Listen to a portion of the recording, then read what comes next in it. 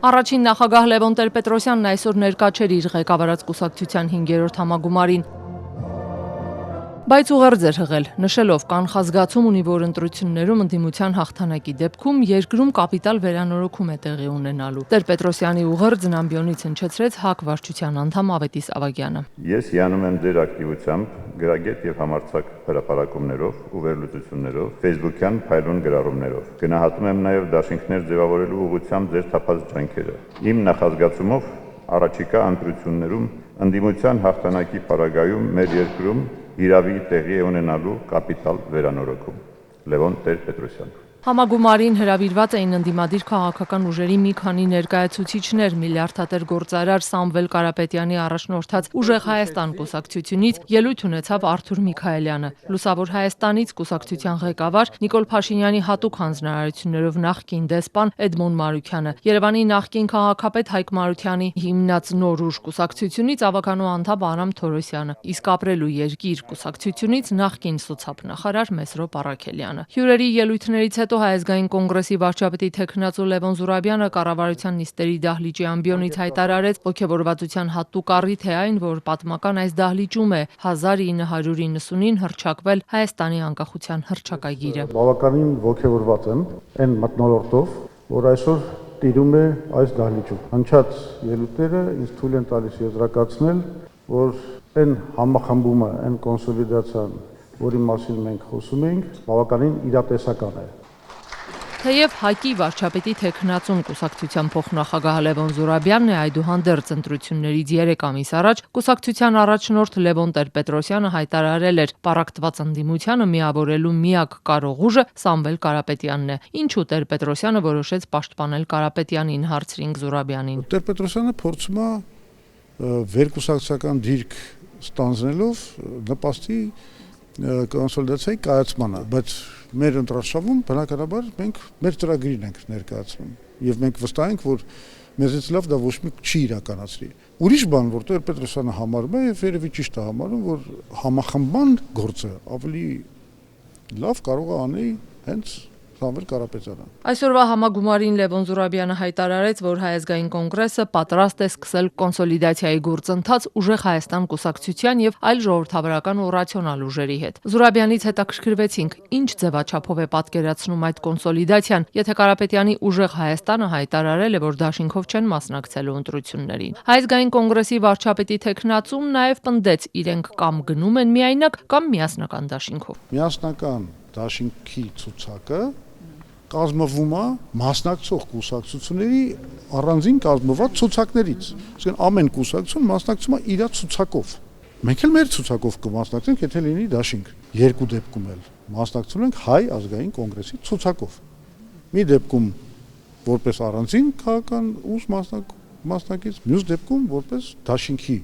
մաս կազմող կուսակցության ցուցակով։ Լրագրողները Սամվել Կարապետյանի թիմակից Ալեքսան Ալեքսանյանից հետաքրքրվեցին, ինչ ձևաչափով է Ուժեղ Հայաստանը պատկերացնում ՀԱԿ-ի առաջարկած կոնսոլիդացիան։ Հնարավոր է արդյոք, որ Ուժեղ Հայաստանի ցուցակում Հայ ազգային կոնգրեսի ներկայացուցիչներ ընդգրկվեն։ Արդյոք Կարապետյանի թիմի հետ այդպիսի հարցեր քննարկվել են։ Նա այս հարցերին հստակ պատասխան չտվեց։ Վերջերս հայտարարություն արեցինք, որ քննարկումներ ունենք ապախորհրդարանական ուժերի հետ։ Այս պահին դեռ որևիցե համագործակցություն չկա, կան քննարկումներ, ավելի հստակ, հավելյալ հայտարարություններ կանենք,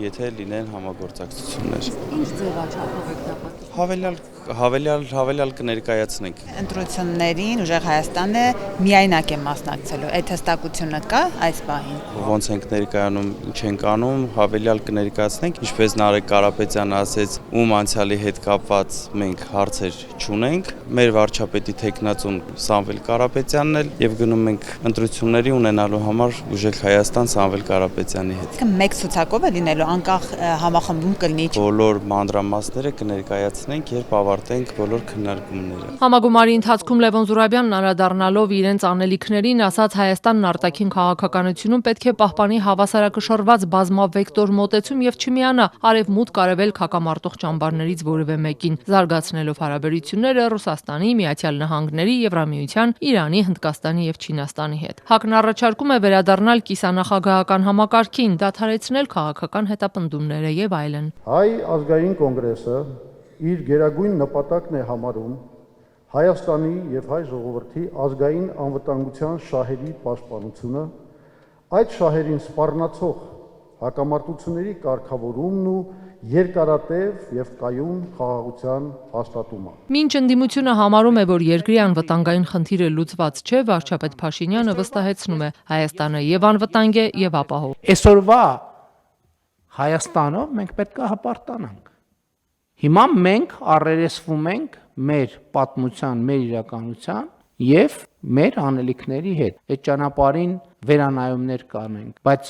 ժամանակին մի կարգախոս կար, մենք ենք տերը մեր երկրի, այդ կարգախոսը այսօր իրականացված է։ Օրերս Հայաստանի արտաքին հետախուզության ծառայությունն առանց անուններ տալու հայտարարել էր հետախուզական տվյալներ ունեն, որ այլ երկրում հատուկ ծառայությունների անունից ինչ որ անձինք Հայաստանի քաղաքացիների նկատմամբ ճնշումներ են գործադրում, որ նրանք հունիսի 7-ին Հայաստանում կայանալիք խորհրդանական ընտրություններում ֆինանսական եւ կազմակերպչական բնույթի հարցերով աջակցեն որոշ քաղաքական ուժերին։ Հայազգային կոնգրեսի վարչապետի թեկնածուն սա քաղաքացիական պայմանագրի քարոզչական սխեման է համարում։ Լավագույն քարոզչական սխեման, որ կարելի է դրա համար հնարել, հետեւյալն է։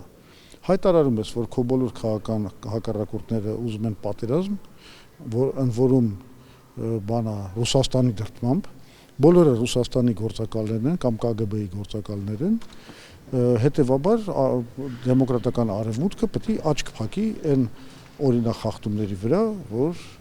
տեղի կունենան։ Հիմա իրանք այդ սխեմայի մեջ են։ 2021-ին առաջին նախագահի կուսակցությունը միայնակ էր մասնակցել ընտրություններին եւ հավաքելով 19,000 ձայն դուրս էր մնացել խորհրդարանից։